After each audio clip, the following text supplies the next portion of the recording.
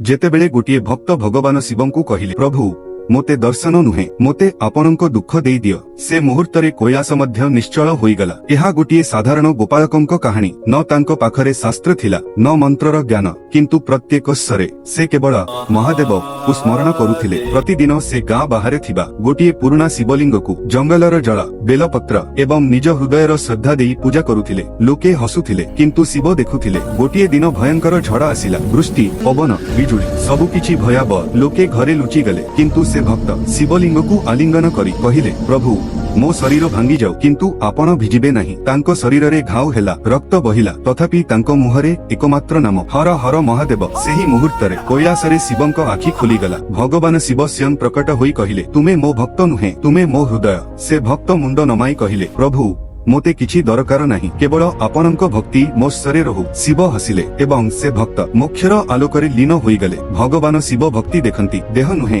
दान नुहे केवल निर्मल हृदय। हर हर महादेव।